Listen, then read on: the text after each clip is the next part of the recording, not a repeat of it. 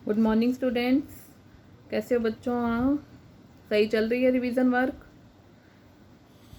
जो डेली पढ़ाया जाए उसको अगर आप डेली की डेली पढ़ोगे तभी आपको समझ आएगा, अदरवाइज आप थोड़े कंफ्यूज हो जाओगे। तो इसलिए जो डेली क्वेश्चन 10 मिनट 15 मिनट का जो भी क्वेश्चन होता है उसको आप डेली याद करो।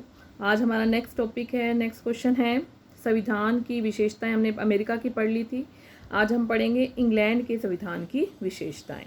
क्वेश्चन कैसे आएगा? इंग्लैंड के संविधान पर एक नोट लिखो, या इंग्लैंड के संविधान की विशेषताएं बताओ, या इंग्लैंड की प्रमुख विशेषताओं या ब्रिटेन की प्रमुख विशेषताओं पर एक नोट लिखो। तो ये क्वेश्चन आएगा। तो इसमें इंट्रोडक्शन में आपको वही ब्रिटेन के संविधान के बारे में मैंने आपको पहले भी बताया था, फिर से थोड़ी सी इंट्रोडक्शन डालनी है कि ब्रिटेन का संविधान जो है विश्व का सबसे प्राचीनतम संविधान है, विश्व का सबसे प्राचीनतम देश है। किसी भी देश के संविधान में ऐसी विशेषताएं नहीं है जो ब्रिटेन के संविधान में है।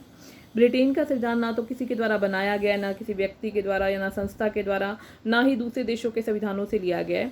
ये हमारा जो संविधान है, ब्रिटेन का संविधान विकसित संविधान है, जो वहाँ की परंपराओं के अकॉर्डिंग और वहाँ के रूल्स रेगुलेशन के अकॉर्डिंग अपने आप बनता चला गया था। तो ब्रिटेन के संविधान में जहाँ एक तरफ मतलब कि बड़ी अच्छी मतलब हैरानी वाली चीज़ हमें दिखाई देती है कि वहाँ जहाँ तो एक तरफ निरंकुश राजतंत्र है, राजतंत्रीय प्रणाली की स्थापना की गई है, और दूसरी तरफ वहाँ पर क्या क्या संसदीय शासन प्रणाली को भी अपनाया गया है। देखने में ये बड़ा अजीब सा लगता है सुनने में कि कहाँ निरंकुश राजतंत्र है, सम्राट है, और दूसरी तरफ किसकी सर्वोच्चता है? संसद की सर्वोच्चता है। तो लेकिन ये लंबे समय से वहाँ पर सक्सेसफुल हो रही है और चलती आ रही है। और विश्व का आज एट प्रेजेंट कोई भी ऐसा देश नहीं है जिसने ब्रिटेन के संविधान से कुछ ना कुछ ना लिया हो।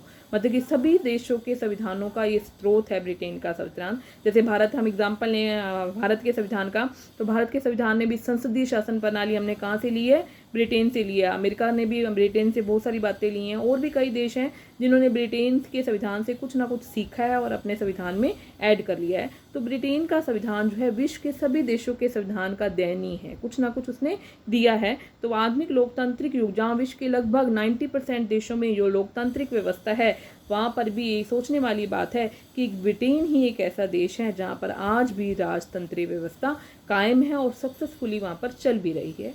तो कुछ ना कुछ विशेषताएं हैं, कुछ ना कुछ बातें हैं ब्रिटेन के संविधान की जो हमें पढ़नी है और जो आज मैं आपको बताने जा रही हूँ। सबसे पहले तो आप यही लिखोगे, विश्व का प्राचीनतम संविधान।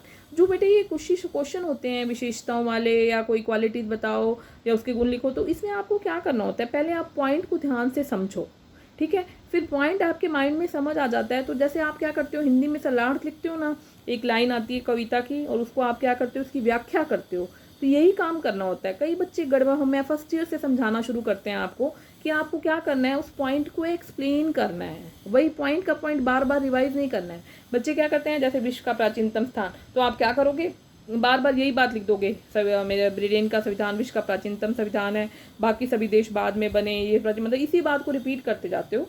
रिपीट नहीं करना है उसको, मतलब कि आपने पूरी तरह एक्सप्लेन करना है, उसको खोलना है उस पॉइंट को, ठीक है? तो ऐसे ही है, जैसे विश्व का सबसे प्राचीनतम संविधान, कि ब्रिटेन का संविधान किसी संस्था के द्वारा सोच समझकर बनाई गई कोई एक प्रक्रिया नहीं है, सोच समझकर नहीं बनाया गया ना। ये विश्व का सबसे प्राचीनतम संविधान है जो शुरू से ही बना था, और इसे सभी संविधानों की जननी भी कहा जाता है, क्योंकि सभी संविधान जो हैं वो यहीं से लिए गए हैं, यहीं से निकले हैं। विश्व के लगभग सभी देशों के संविधानों पर ब्रिटेन के संविधानों का कोई ना कोई प्रभाव दृष्टिगोचर रहा है। तो ब्रिटेन के संविधान का प्रभाव रहा है। तो भारत की तरह अन्य देशों पर भी ब्रिटेन संविधान से कुछ ना कुछ लिया गया है, चाहे उसका नाम ही हो। तो ब्रिटेन की संविधान से सभी देशों को कुछ ना कुछ प्रेरणा मिली है, और ये विश्व का सबसे पहला संविधान जो था वो ब्रिटेन का ही बना था। तो इसलिए क्या इसकी पहली विशेषता यही है कि ये विश्व का सबसे प्राचीनतम संविधान है। नेक्स्ट पॉइंट समझ आया? पॉइंट भी पहले याद कर सकते हो। आप क्या कर सकते हो, सिर्फ पहले मैंने जैसे पॉइंट 15 कराए 20 कराए, आप पहले पॉइंट्स को मन में बिठा लो, फिर उसकी एक्सप्लेनेशन याद करो। तो नेक्स्ट पॉइंट आपका आएगा अंशतः लिखित और अंशतः अलिखित। जैसे भारत के संविधान में आपने फर्स्ट ईयर में पढ़ा, भारत का संविधान पूर्णतः लिखित संविधान है, लेकिन फिर भी इसमें भी कुछ परंपराओं ने समावेश हो गया है। लेकिन ब्रिटेन का संविधान जो है शुरू से ही अंशतः लिखित है और अंशतः अलिखित है। कुछ बातें तो इसमें संविधान में स्पष्ट रूप से लिखी हुई हैं जो सबको माननी जरूरी हैं, लेकिन कुछ बातें जो है परंपराओं से ली गई हैं। बहुत सी बातें वहाँ परंपराओं पर आधारित हैं, परंपराओं का बहुत लेना देना है वहाँ पर। तो जो परंपराओं का जो हिस्सा है वो संविधान का अलिखित भाग है, वो कहीं पर भी लिखित नहीं है, लेकिन लंबे समय तक संविधान में उसे मिलाया गया और संसदीय कानूनों का वो एक हिस्सा बन गया, संविधान के चार्टर में उसे ऐड कर लिया गया है। तो नेक्स्ट आपका पॉइंट है, मतलब ये बनता है भारतीय संविधान अंशतः लिखित और अंशतः अलिखित है। नेक्स्ट है लचीला संविधान। अब भारत का संविधान क्या था? लचीला और कठोर का मिश्रण। जैसे अमेरिका का पूर्णतः कठोर है, लेकिन ब्रिटेन का सम्राट क्या है, संविधान कैसा है? पूर्णतः लचीला संविधान है। लचीला संविधान का मतलब क्या है? ऐसा संविधान जिसमें बड़ी आसानी से चेंजेस किए जा सकते हैं। तो ब्रिटेन का संविधान, जबकि निरंकुश राजतंत्रीय व्यवस्था के कारण ये घसीट की वाली बात थी, लेकिन लंबे समय से ये समूह चल रहा है, तो इसलिए वहाँ पर लचीला संविधान है, क्योंकि वहाँ पर साधारण कानून और संवैधानिक कानूनों में कोई अंतर नहीं है। तो कोई भी कानून पास होना है उसके लिए सबके लिए सेम ही प्रक्रिया है।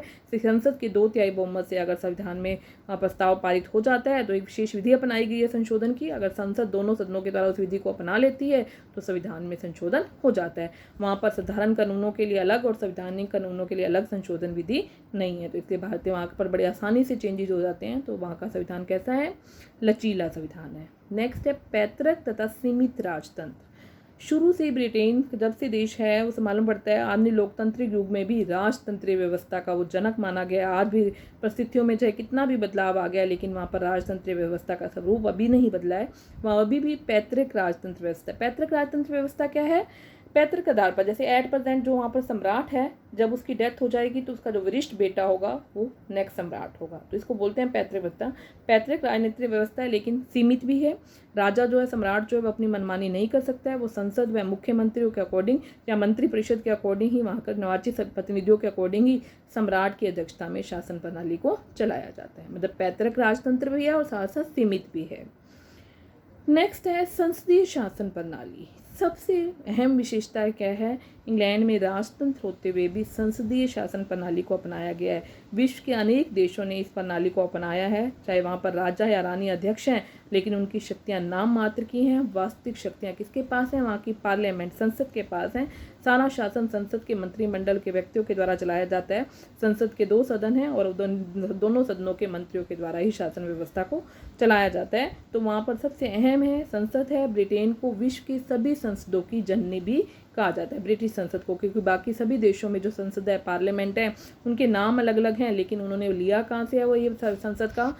तो वो हमें ब्रिटेन से ही लिया है। नेक्स्ट है विकसित संविधान। ब्रिटेन का संविधान मैंने जैसे इंट्रोडक्शन में भी बताया है, कोई सोची समझी विधि के द्वारा या किसी संविधान निर्माताओं के द्वारा कोई संविधान सभा का निर्माण नहीं हुआ है, जहाँ पर संविधान निर्माताओं ने बैठकर बैठक की, सोच विचार किया और फिर संविधान का निर्माण किया। दूसरे देशों के, जैसे भारत के संविधान निर्माताओं ने क्या किया, 60 देशों के संविधानों का अध्ययन किया, फिर जो बातें अच्छी लगी उनको बनाते गए, एक प्रारूप तैयार किया और इस तरह भारत का संविधान को एक तैयार किया गया। तो निर्मित संविधान था। लेकिन ब्रिटेन के संविधान निर्मित संविधान नहीं है। ब्रिटेन का संविधान क्या है? विस्तृत संविधान है।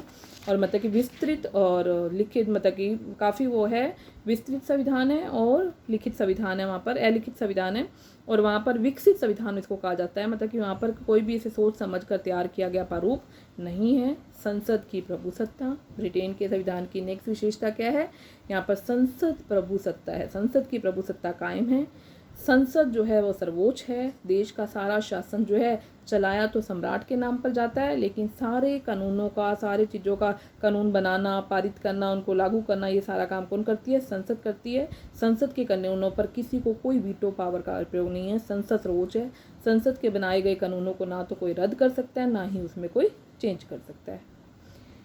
तो ये मैंने आपको 7 पॉइंट्स कराए हैं। नेक्स्ट आपको 10 आज करा देती हूँ। नेक्स्ट है जैसे यहाँ पर एकात्मक शासन प्रणाली। जैसे 2 तरह की शासन प्रणाली होती है, संघात्मक और एकात्मक। संघात्मक शासन प्रणाली वो होती है जहाँ केंद्र और राज्यों के बीच में शक्तियों का बंटवारा होता है, जैसे अमेरिका और भारत में है।